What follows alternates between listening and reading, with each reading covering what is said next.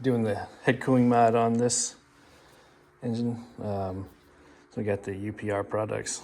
Really good stuff. I've used these in the past. Haven't had any leaks on them yet, knock on wood. Has a triple little O-rings here. So I mean, these are pretty good. They're not going to leak, in my opinion, not going to leak anytime soon. The passenger side fitting here has two threaded portions. One's for the crossover, and the other one's for the feed to your heater core. The one on the driver's side has just one. I'm going to go ahead and throw these suckers in there. A little bit of WD-40. I usually use like a silicone spray, but most of my stuff is in storage right now, waiting on this house to be renovated. So I'm going to use WD-40 because that's what I got. It'll work. Glue up those O-rings. You don't want them going dry. And put a little bit right here in the hole too. Give it a push and a twist. There she goes. All right.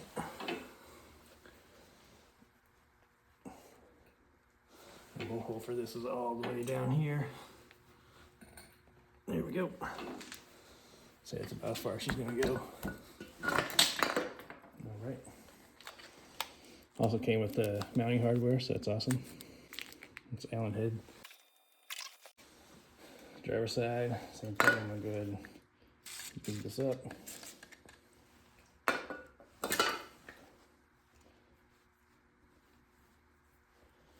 I guess one thing I did forget to mention that I did was before I started screwing out with all this, I used a little bit of 600 grit sandpaper and got the just a little bit of water debris and whatever from the freeze plug and from the other plug that was here. Get that out of the way for you. Now there's two possible bolt hole positions here, but it's pretty self-explanatory. If you put it this way, your hose bar is going to be way over here. But if you put it on this one, they're going to point at each other. So obviously this is the one that goes in. Same thing, give it a couple twists, a little bit of wiggle. All right, she's in there.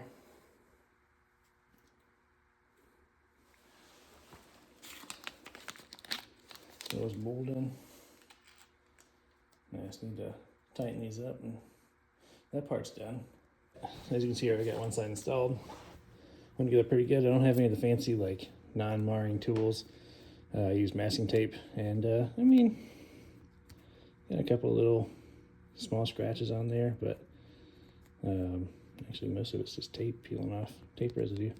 But this is going to be behind the block anyway. You're never going to see this, so I'm not going to dwell and try to make it perfect. The easiest way I found to get these on there, these are really tight. Obviously you got to take this apart first.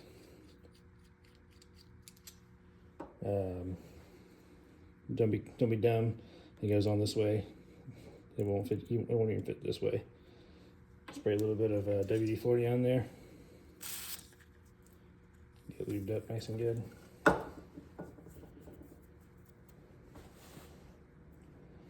Get that sucker started on there.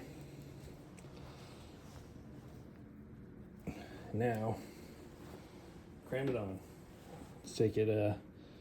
I like to, kind of twist it in my hand as I'm pounding down. Boy, that didn't sound good. Just find something nice that wood preferably, so you don't mar it up too bad. But a good coat of wax. Give it a twist.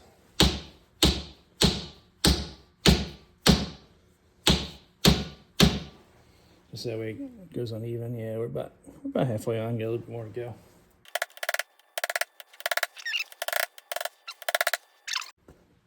All right, that's it. She's maxed out. Ain't gonna go any more than that. Now, I like to, you gotta lube this up pretty good. Throw a little bit here inside the hose. Get it started, which it should start pretty easy. You feel it. Yeah, there we go. It's got some threads started now. Now I like to put some masking tape here, butt it up against that, so that way in case it starts to pull off instead of pushing in, I'll be able to see it, and I'll go ahead and stop and readjust and see if I can fix that. And I like to put masking tape on the surfaces here, so that way I don't mar it up as much as my wrenches. All right, so we've got my tape on there. I'll move you over here, where I have my very sophisticated vise set up here.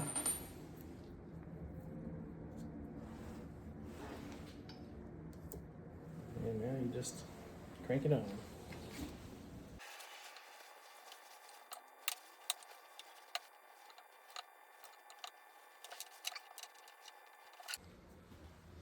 You want to go until it's bottomed out and touching, which we are.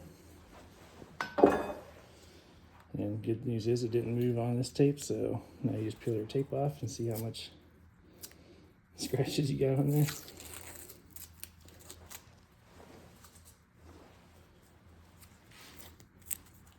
Not so bad. Oh yeah, that's not bad at all. So, there it is. Nice and done. Now we go install it. I'll throw a little dab of Permatex thread sealant on there.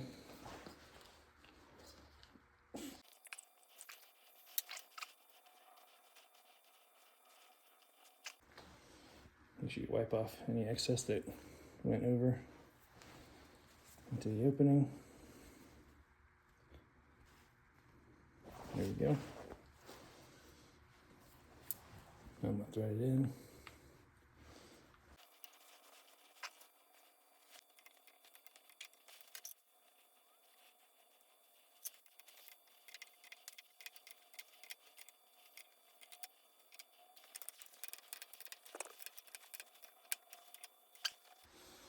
So now, final steps.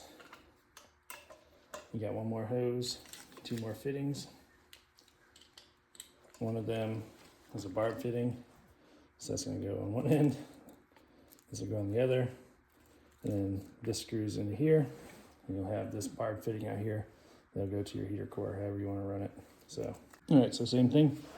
This is fresh from the bench, all thrown together. Barb fitting's going to go up, obviously, because you can't thread a barb into a pipe thread. Make sure there's no spillage, and twist her in.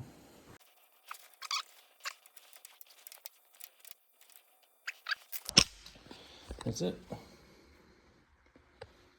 She's done.